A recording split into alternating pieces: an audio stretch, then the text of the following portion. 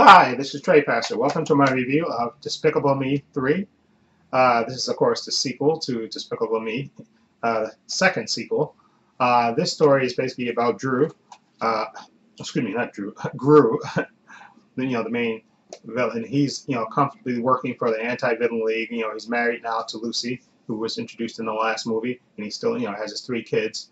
And they also introduced a new bad guy in this movie, a character named Balthazar Brat, voiced by Trey Parker of South Park, and he's a former child star who his character was a brat, and basically once he hits puberty, they cancel his show, and then he becomes a real villain in real life. And what's great about his character to me is that when he does his heists and stuff, he always does it to music, and it's absolutely hilarious. I know Trey Parker probably had a great time voicing this character. Anyway, but the main thrust of this movie is of Groot discovering that he has a twin brother, a secret that he didn't know, and then also at the same time his twin brother Drew wants to actually get into the family business, or the ex-family business of being a bad guy. He wants to pull a heist with his brother Gru, and of course Gru doesn't really want to do this, but something happens to Gru in this movie that, and basically it kind of makes the decision, whether you don't know whether he's going to go through it or not.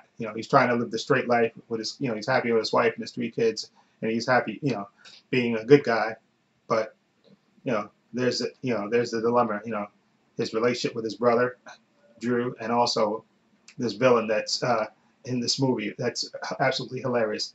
And I really enjoyed Despicable Me 3. It was really good. They had a lot of great comedic moments in this movie. And again, Steve Carell, who voices Gru and Drew, he voices both characters, does a great job as usual. And of course, Kristen Wiig as Lucy. I love her voice.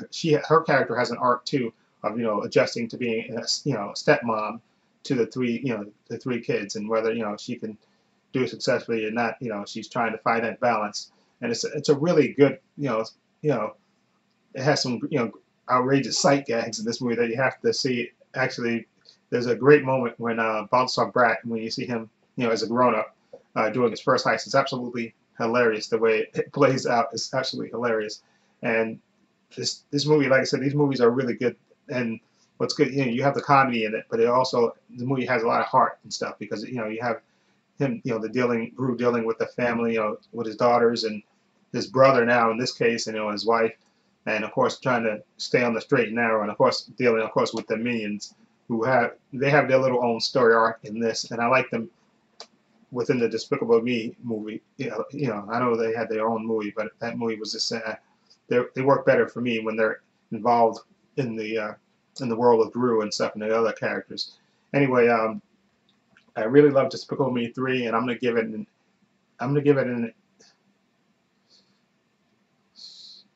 7.8.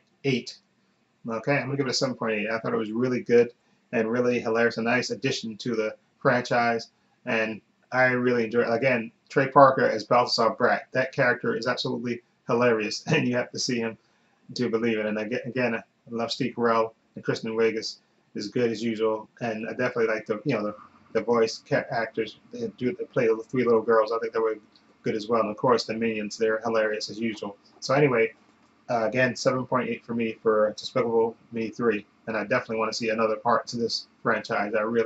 They do a good job with this franchise. Anyway, let me know what you think of Despicable Me 3. If you've seen it, what do you think of it?